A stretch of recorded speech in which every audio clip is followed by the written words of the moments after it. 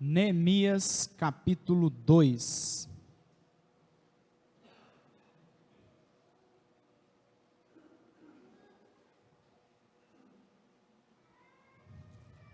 Nós estamos numa nova série de mensagens baseadas no livro de Neemias. E nós estamos no segunda mensagem dessa série. Você que perdeu a primeira, depois você pode ouvir no YouTube o áudio dessa pregação. Quando você estiver ali arrumando sua casa, trabalhando, você vai ouvindo uma pregação que já está disponível. Então hoje é a mensagem de número 2. Nós vamos falar sobre as providências para a reconstrução. Eu peço a você que acompanhe comigo a leitura do texto de Neemias 2. No mês de Nisan, no ano 20º do rei Artaxerxes, uma vez posto o vinho diante dele, eu o tomei para oferecer e lhe o dei. Ora, eu nunca antes estivera triste diante dele. O rei me disse: por que está triste o teu rosto, se não estás doente? Tem de ser tristeza do coração.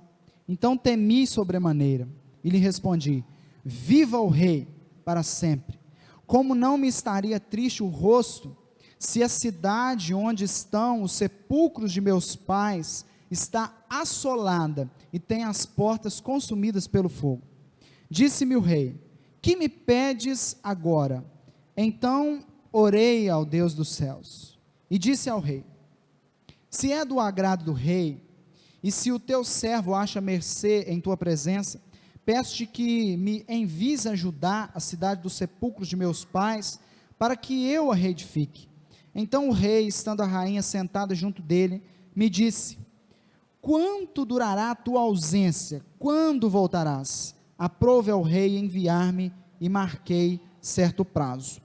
E ainda disse ao rei: se ao rei parece bem, deixe-me cartas para os governadores da além do Eufrates, para que me permitam passar e entrar em Judá, como também carta para Asaf, guarda das matas do rei, para que me des madeira para as vigas das portas, da cidadela do templo, para os muros da cidade, para a casa em que deverei alojar-me. E o rei mas deu, porque a boa mão do meu Deus era comigo. Então fui aos governadores da além do Eufrates, e lhes entreguei as cartas do rei. Ora, o rei tinha enviado comigo oficiais do exército e cavaleiros. Disto ficaram sabendo Sambalate, o Horonita, e Tobias, o servo amonita, e muito lhes desagradou que alguém viesse a procurar o bem dos filhos de Israel. Cheguei a Jerusalém, onde estive 3 dias. Então à noite me levantei, e uns poucos homens comigo. Não declarei a ninguém o que o meu Deus me pusera no coração para eu fazer em Jerusalém. Não havia comigo animal algum, senão o que eu montava.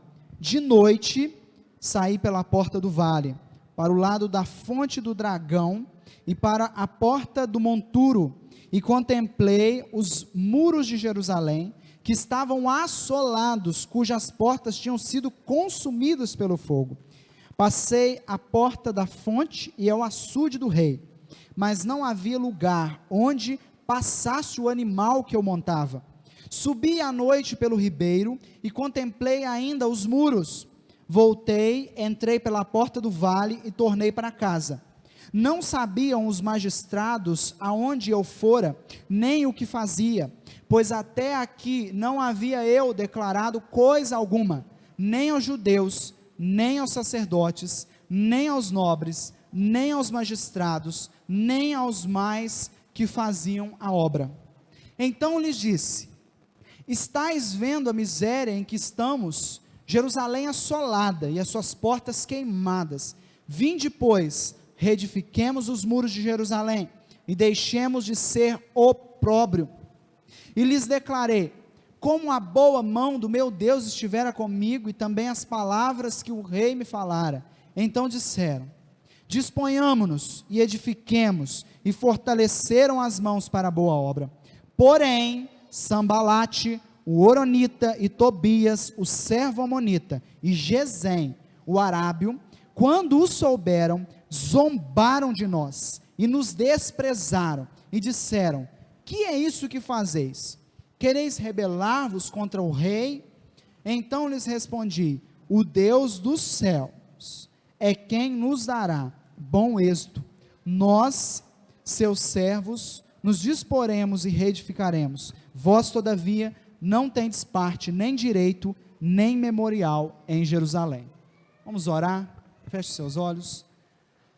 Pai, nós colocamos diante do Senhor as nossas vidas e rogamos ao Senhor que fale conosco, fale no nosso coração.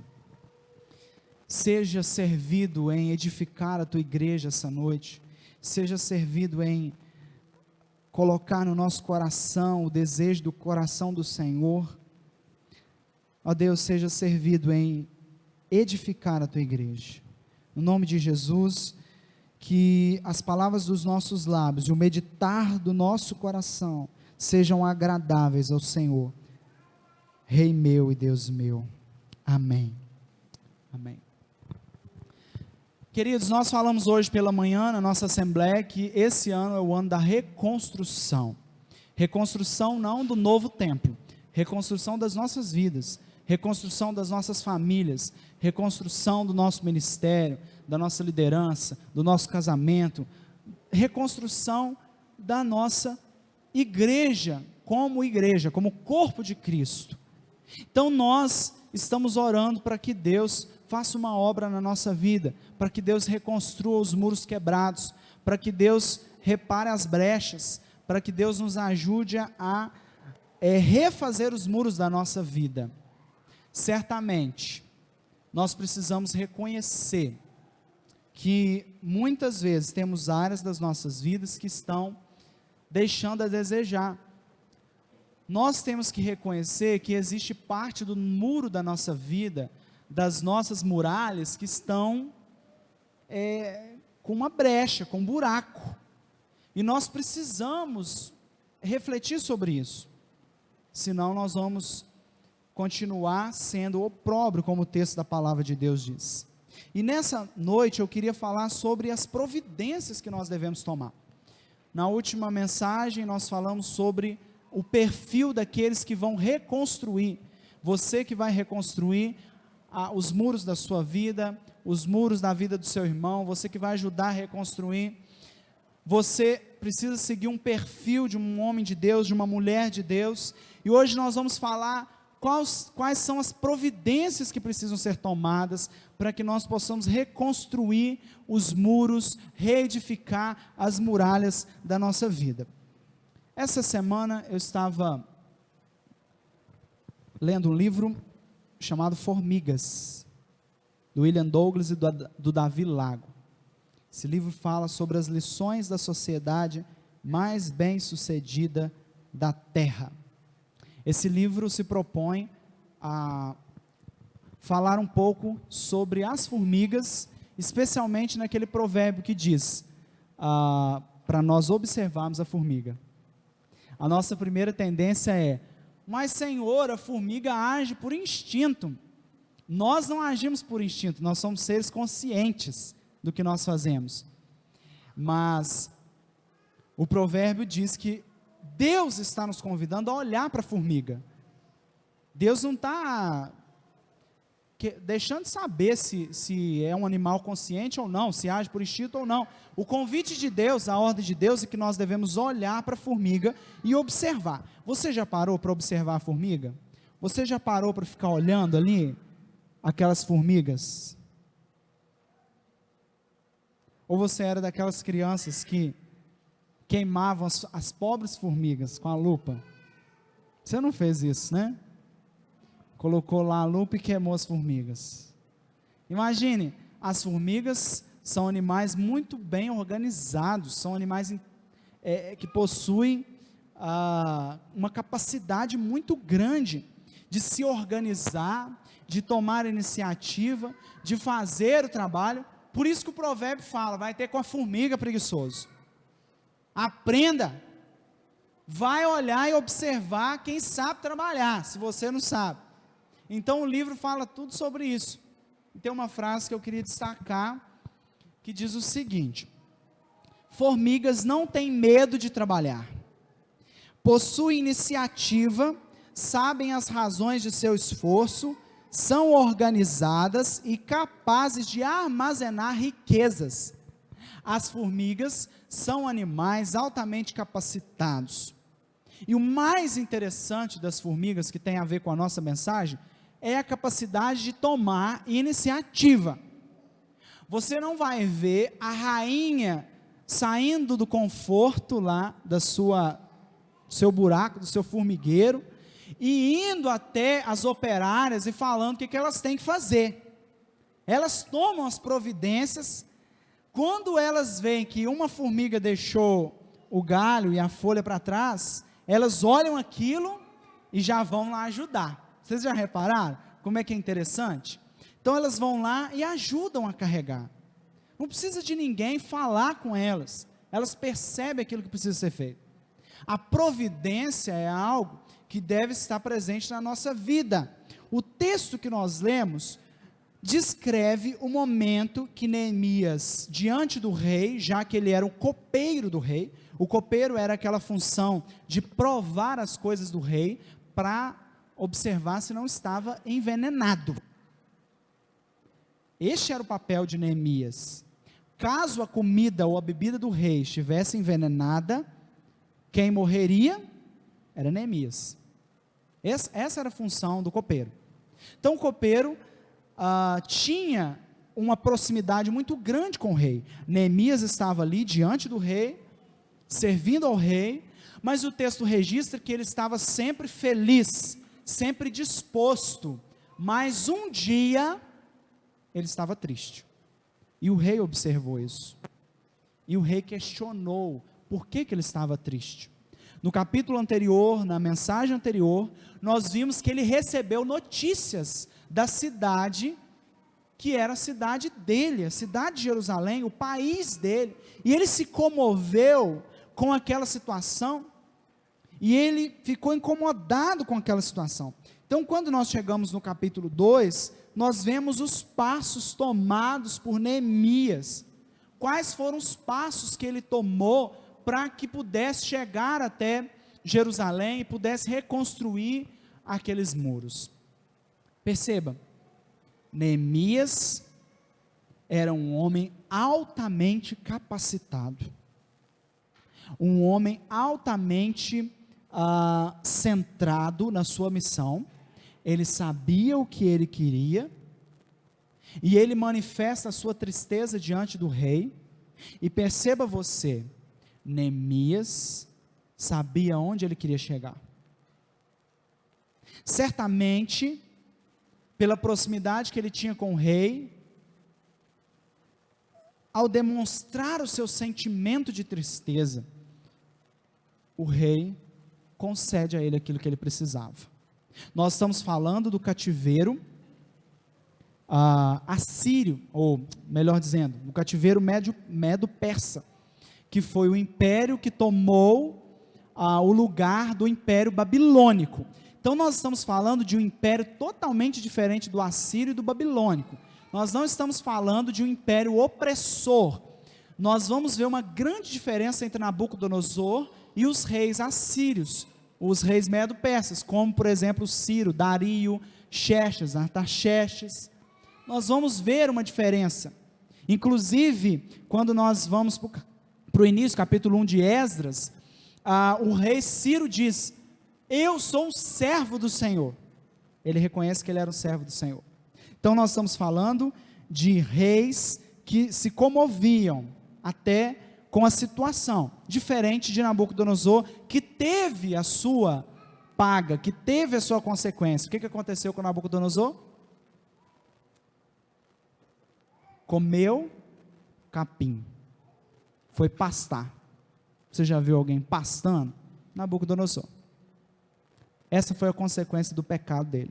Mas nós estamos falando aqui de reis do Império Medo-Persa. Nós estamos falando especificamente do rei Artaxerxes. Veja bem, Neemias então dá alguns passos e que eu queria meditar com você aqui essa noite. Em primeiro lugar, nós vemos que ele conheceu a dimensão do problema. No capítulo 1, ele sabia exatamente um pouco daquilo que era o problema. Mas quando nós chegamos no capítulo 2, no verso de número 3, nós observamos a resposta dele ao rei Artaxerxes. Como não estaria triste se a cidade onde estão os sepulcros de meus pais está assolada e tem as portas consumidas pelo fogo? Será que a gente tem noção do sentimento de pátria como Neemias tinha? Talvez você que mora aqui no Brasil não dá valor para o seu país, mas quando você vai conversar com pessoas de fora do Brasil, você certamente vai notar que muitos deles sentem falta. E se o país está indo mal, eles dizem estar tristes com isso. E quando o país está indo bem, eles estão felizes com isso, porque isso faz parte de um sentimento patriota, um sentimento pela pátria, um sentimento de amor pelas raízes, pela nação. Imagine se você for embora dessa cidade de Martins Soares e aconteceu uma coisa ruim aqui, você vai ficar triste. Foi o que aconteceu com Neemias. Neemias se compadeceu com aquela situação. Ele diz para o rei que a cidade estava assolada, a cidade estava consumida pelo fogo. Veja, o profeta Isaías já havia profetizado há muitos anos atrás sobre a assolação das cidades. Isaías capítulo 6 diz: agora pois vos farei saber o que eu hei de fazer à minha vinha. Quem que era a vinha? Porque a vinha do Senhor é a casa de Israel. Tirarei a sua sebe para que sirva de pasto, derrubarei a sua parede para que seja pisada, e tornarei em deserto. Não será podada nem cavada, porém crescerão nelas sarças e espinheiros, e às nuvens darei ordem, que não derramem chuva sobre ela.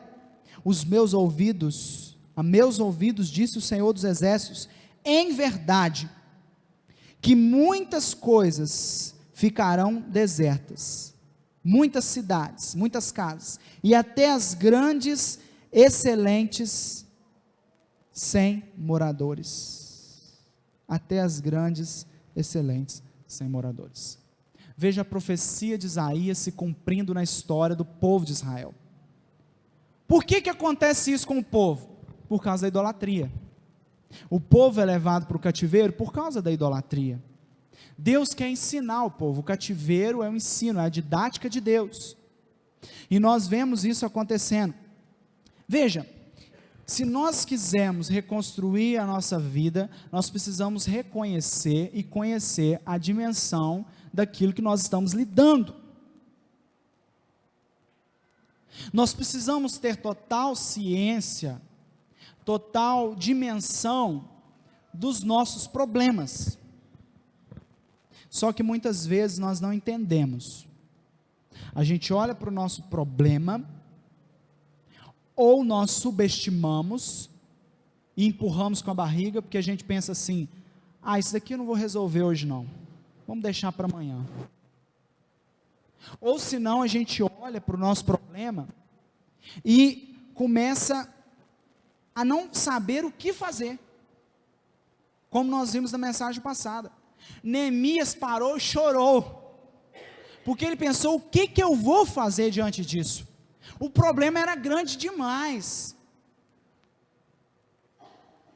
Eu não sei aquilo que você precisa consertar na sua vida. Uma coisa eu tenho certeza, você precisa consertar alguma coisa.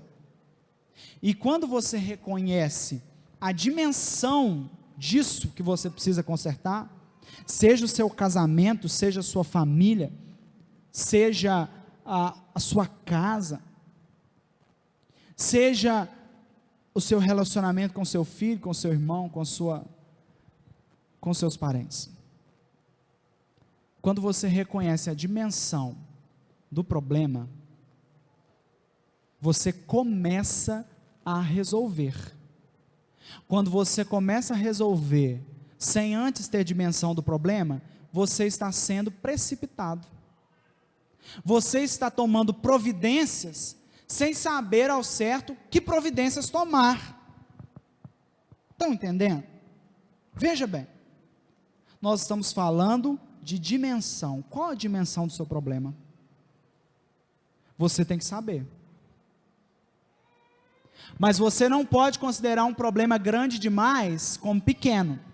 E você também não pode considerar um problema pequeno demais como grande. E eu estou falando aqui do ponto de vista humano, porque para Deus não importa problema grande ou pequeno. Mas você tem que parar e observar e analisar qual o tamanho do seu problema. Aí quando a pessoa chega a procurar ajuda, talvez seja tarde demais.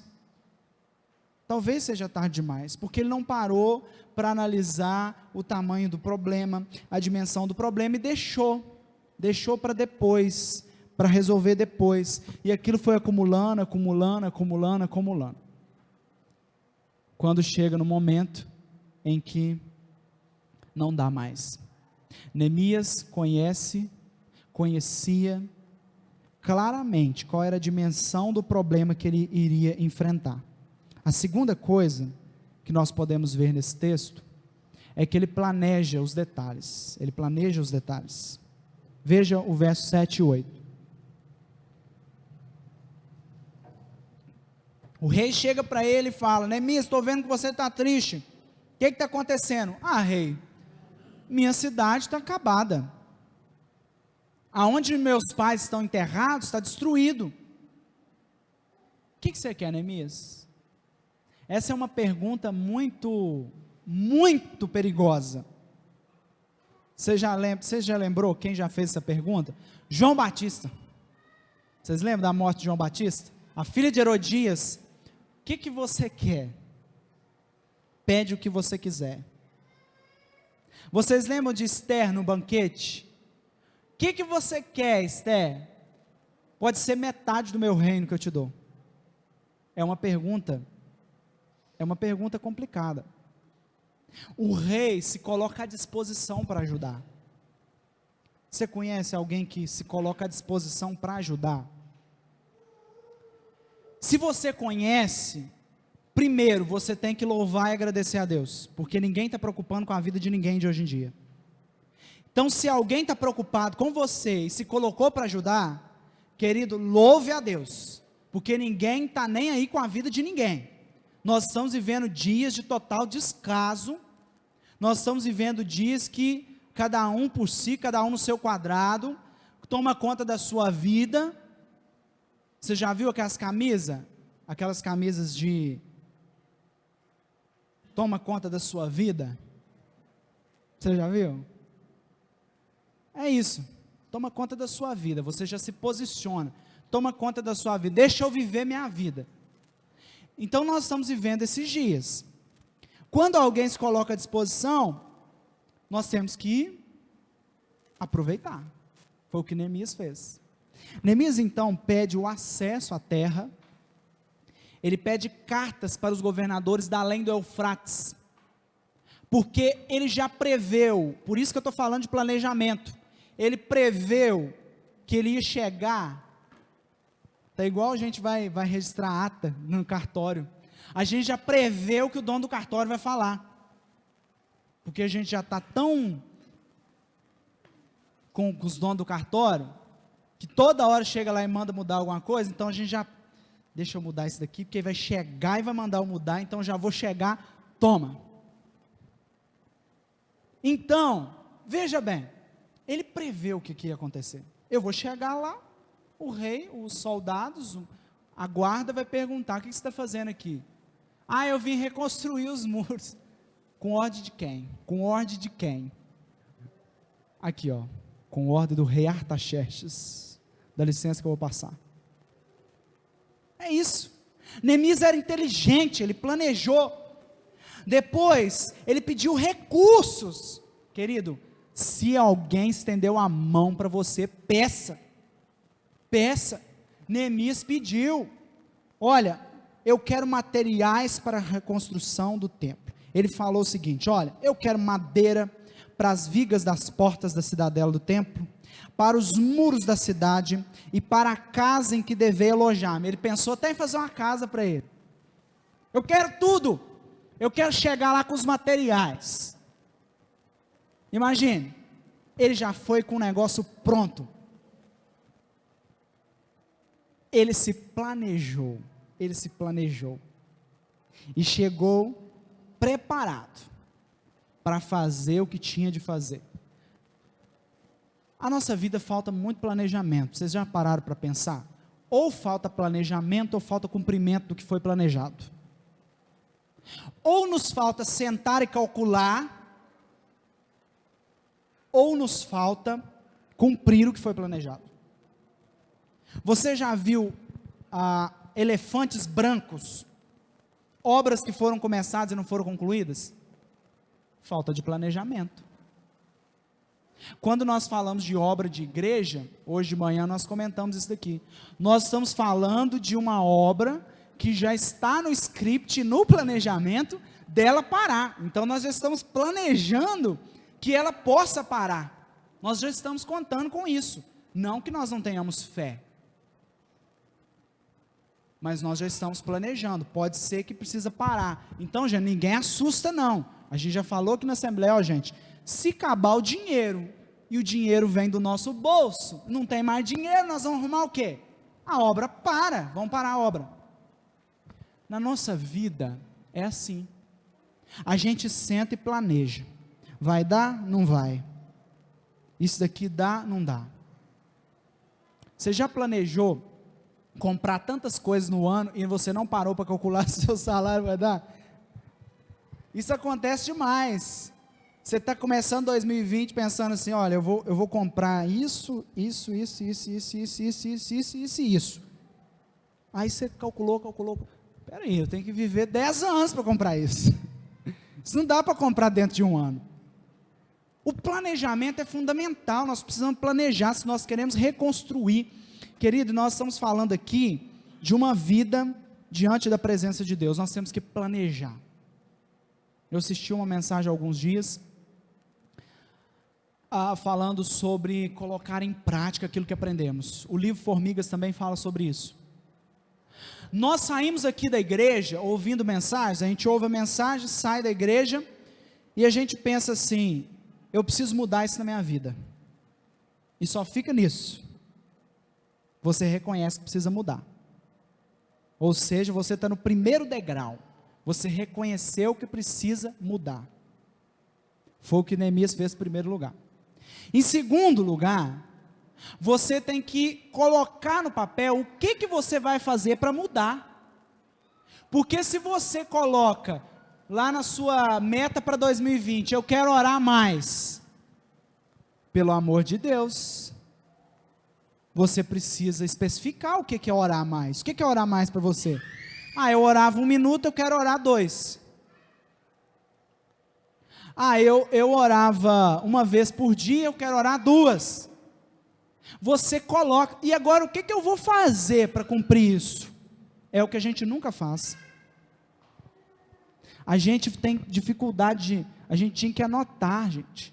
Hoje Deus falou isso comigo, eu tenho que mudar isso. Para eu mudar isso, eu tenho que fazer isso. E eu tenho que tomar as seguintes medidas. Eu tinha um colega no seminário chamado Baiano. Ele não era baiano, ele era de Teófilo Otoni, mas ele foi criado na Bahia. Ele era assim, não era aquele baiano assim preguiçoso, não, ele ajudava a turma a preparar resumos, ele era administrador de empresas. Então ele chegou dentro de sala, comentando com a gente, nos primeiros dias de aula, ele falou assim, gente, eu estou nesse seminário, e eu era empresário. Eu tinha um armarinho que vende linha, agulha.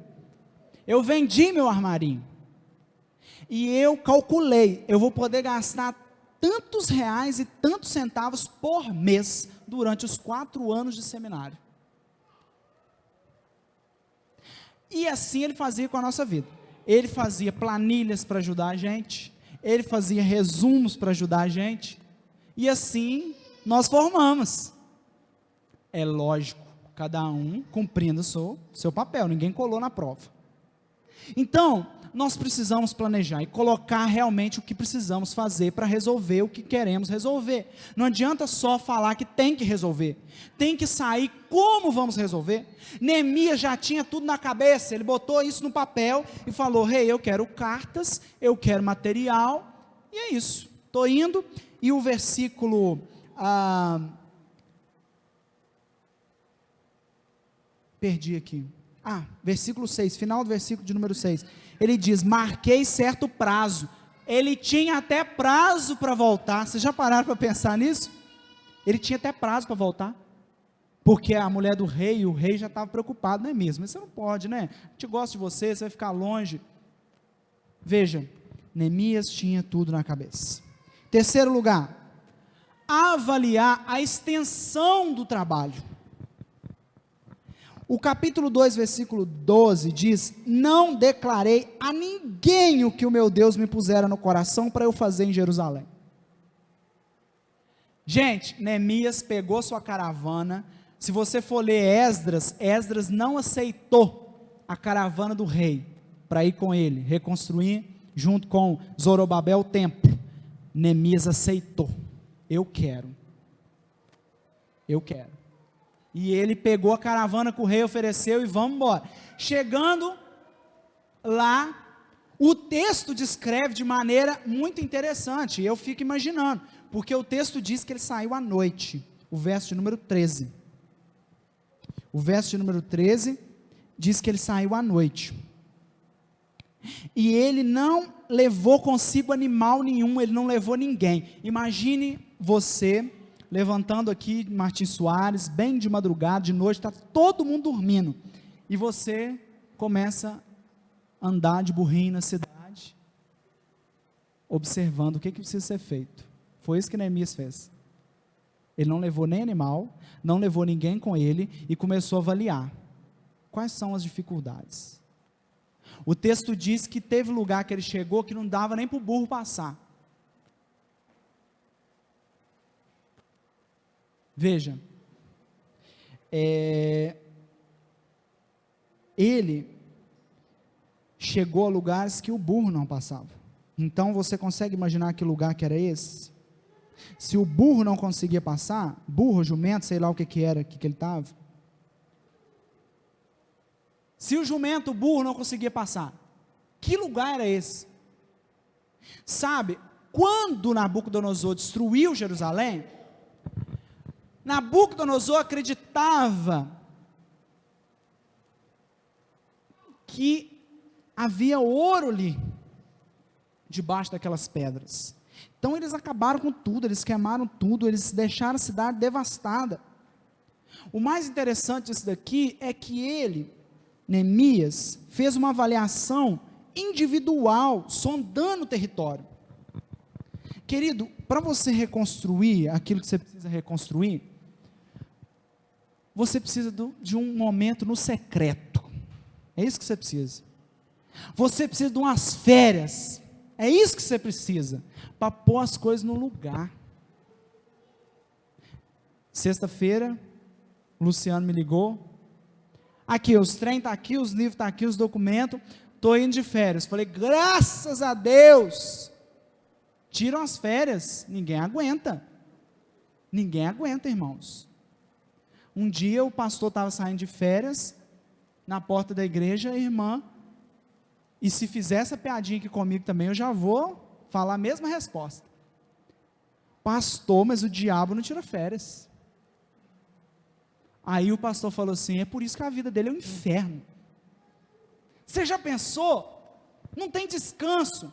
Então, Para você reconstruir, pense comigo, para você reconstruir, pare e faça uma análise individual, uma análise particular. Faça uma análise particular. Não é para contar de uma vez o problema para todo mundo, você nem parou para analisar o problema, a dimensão do problema. Você nem parou para analisar se você vai conseguir resolver sozinho, você já vai passar para todo mundo. Chega na vizinha e fala. Chega no colega de trabalho e fala. Chega na escola e fala. Nós temos a mania de falar, a gente fala mesmo. Eu falo sozinho, lá dentro de casa. Então, se você morar em cima lá de casa, você vai saber. Mas eu não converso alto também não, porque ninguém precisa saber do que eu estou conversando não. Converso sozinho. Não tem periquito, calopsita, peixe para conversar. Vai consultar o travesseiro, a palavra de Deus fala sobre isso. Consulte o travesseiro, avalie. O texto diz que ele saiu de noite apenas em um burrinho. O texto do versículo 16 diz que ele não falou nem para os judeus, nem para os sacerdotes, nem para os ricos, nem para os magistrados e nem para mais ninguém. Ele chegou na cidade de Jerusalém, parou, se estabeleceu, chegou à noite, ele fez uma sondagem do terreno, pronto, agora eu tenho dimensão do problema. Consulte o travesseiro, avalie o problema, mas em quarto lugar, nós devemos também encorajar os outros para nos ajudar. O versículo de número 17 diz: então lhes disse, estáis vendo a miséria em que estamos, Jerusalém assolada e as suas portas queimadas, vinde pois, reedifiquemos os muros de Jerusalém e deixemos de ser opróbrio. A gente está cansado de falar essa frase, a união faz a força, mas a gente não vive isso às vezes. Tem coisa que a gente não consegue, gente, sozinho, a gente tem que pedir ajuda. Se a gente pudesse resolver tudo sozinho, não existiria família, não existiria igreja, não existiria amigos. É para isso que serve. E é numa hora dessa que você sabe quem é amigo mesmo de fato. É nessa hora que você sabe se a sua família te ama de fato. É nessa hora que você sabe se o seu irmão em Cristo é de fato irmão em Cristo. Quando você chega para ele, conta o seu problema e ele te ajuda. Ou não. Aí você vai ver se ele é uma pessoa realmente de Deus ou não.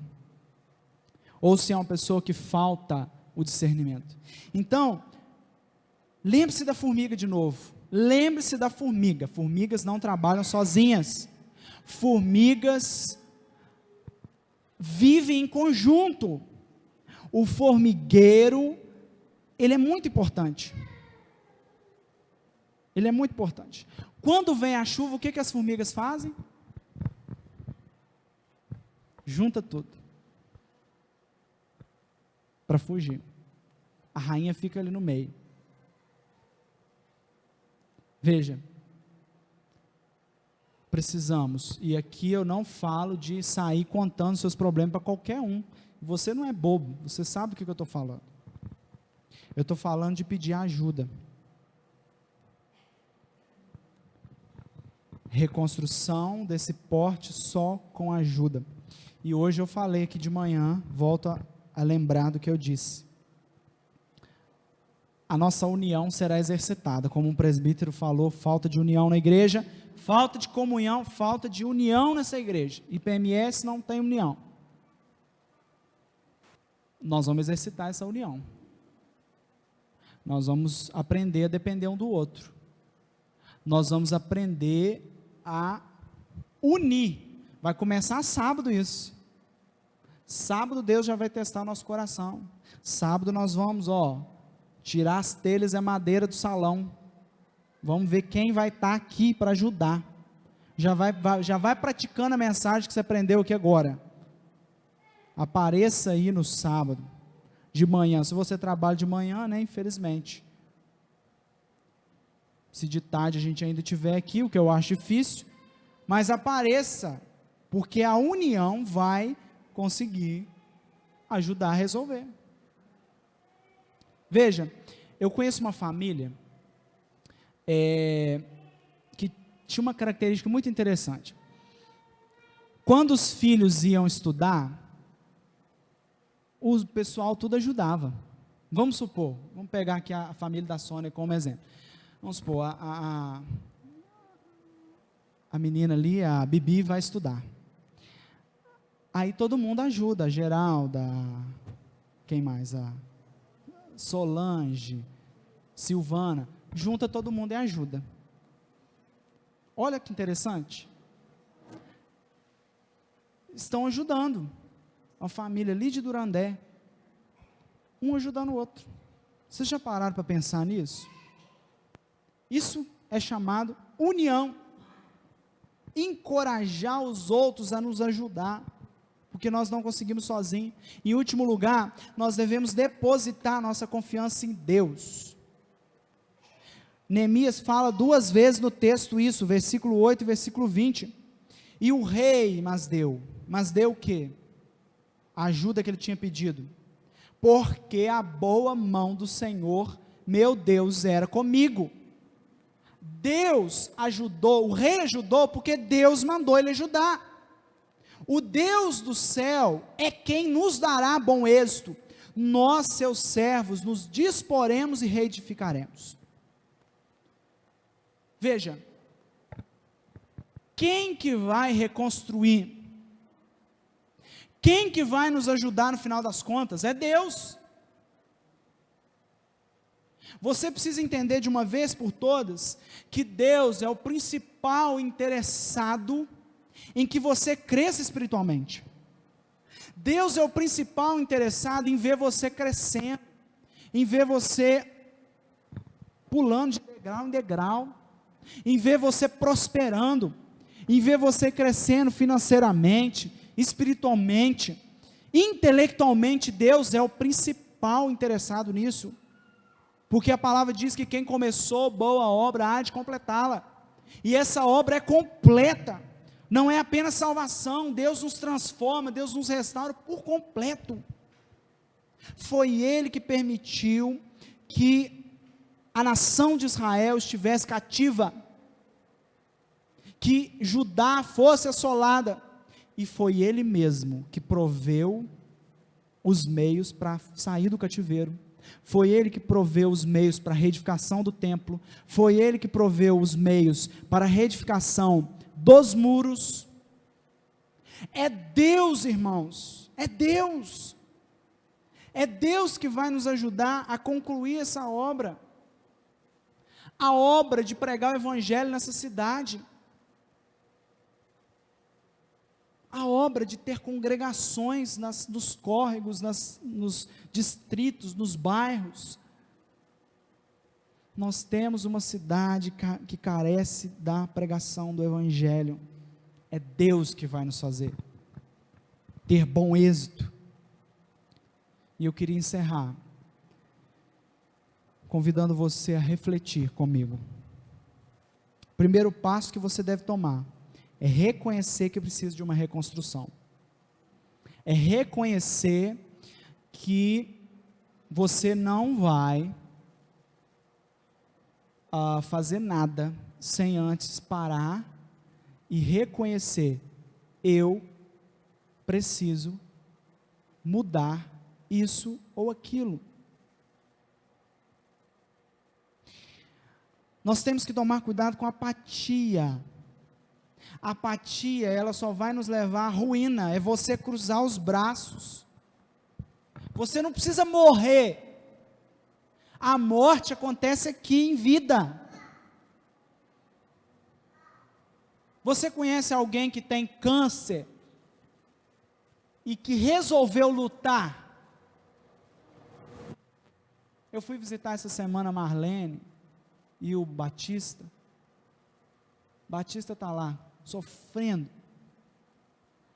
Uma pessoa que resolveu lutar. Mas eu conheço também pessoas que não quiseram lutar. Ela pode viver, ela pode ser curada, mas para ela a morte já chegou. A pior decisão que você pode tomar na sua vida é a apatia. É cruzar os braços e falar, eu não vou fazer nada. Porque não tomar uma decisão já é tomar uma decisão. Você está decidindo não decidir. Você está decidindo não fazer nada. Você está decidindo cruzar os braços. Deixa o meu casamento ir para o buraco, deixa minha família, meus filhos ir para as drogas, deixa tudo acabar. Deixa as ruínas do jeito que estão. A pior atitude que você pode tomar é essa. Talvez seria melhor você tomar atitudes do tipo, vou fazer do meu jeito, ou vou fazer de qualquer maneira. Talvez seria melhor do que você decidir não fazer nada. E se você decidir fazer alguma coisa essa noite, você tem que decidir sair daqui, e não apenas saber que tem que fazer, mas realmente fazer. Colocar no papel, para eu fazer isso, eu preciso tomar essa e essa atitude. Porque tem gente que fala assim, eu sei que eu tenho que amar mais a minha esposa. Ok, 2020, meta número 1 no casamento, amar mais a minha esposa. Que coisa mais genérica. Como que eu posso amar mais a minha esposa? Se não, marcando uma vez por mês, nós vamos sair para comer fora. Uma vez por semana, eu vou levar uma rosa para ela. Uma vez por ano, nós vamos fazer uma viagem. Colocou no papel o que você vai fazer. Minha vida financeira está um fracasso. O que você vai fazer? Número 1, cortar gastos. Vou parar de lanchar. Não vou viajar esse ano. Não vou trocar de iPhone. Não vou fazer isso. Não vou fazer aquilo. Não vou fazer aquilo outro. Isso é que é tomar atitude? É resolver. Em último lugar, reconheça a necessidade da ajuda. A ajuda é fundamental. E eu já falei isso daqui na mensagem passada, e vou falar. O que eu falei de dízimo, o que eu falei de dinheiro nessa igreja no ano passado, eu vou falar isso daqui o ano todo nessa igreja. Vocês vão me chamar de enjoado, mas vocês já chamam mesmo, eu vou falar. Você precisa pedir ajuda e precisa chegar para o seu pastor e falar. Porque o seu pastor não tem uma bola de cristal. Um dia desse, o irmão chegou para mim e falou, pastor, que a liderança, que o conselho, que o senhor, que não sei quem, nunca me ajudou. Eu falei assim, irmã, você podia me dar um presente no dia do meu aniversário? Uma bola de cristal. Eu acho que vai ser muito útil para mim. Aí eu vou saber da vida de todo mundo. Eu vou saber da vida de todo mundo. Às vezes eu sei pela boca de um, que não é o próprio interessado em resolver o problema. É sempre os mesmos que falam. Pastor, você ficou sabendo o que aconteceu? Não, irmão, não fiquei não. Eu sou o último a saber das coisas nessa igreja. Eu fico sabendo, mas sou o último. Sou o último a saber. Não estou sabendo não, mas eu queria que a pessoa chegasse e falasse, pastor, passando por isso. Me ajuda. Agora, bola de cristal, irmão, o seu irmão não tem bola de cristal. Não fale mal do seu irmão, que o seu irmão nunca te ajudou. Ele não tem bola de cristal. Ele precisa saber para te ajudar. Senão não vai resolver. Pedir ajuda é isso, é falar, olha, eu preciso de ajuda, fulano, meu problema é esse, você me ajuda? Isso eu vou falar o ano inteiro aqui nessa igreja. Vocês vão cansar de ouvir. Porque esse foi o meu maior problema enfrentado nos 2 anos de ministério, não só nessa igreja, como na outra igreja. Pessoas que não querem ser pastoreadas, e fala mal do pastor, fala que o pastor não visita, que o pastor não pastoreia, mas a pessoa não está nem aí de falar do que está acontecendo para o pastor. Pessoas que não querem ser ajudadas, pessoas que não querem ser pastoreadas. Reflita nessas 3 coisas. Reconheça que precisa de reconstrução, não fique na apatia e reconheça a necessidade de ajuda. Feche seus olhos e vamos orar. Pai, nós nos colocamos na presença do Senhor. Pedimos ao Senhor que nos faça reconhecer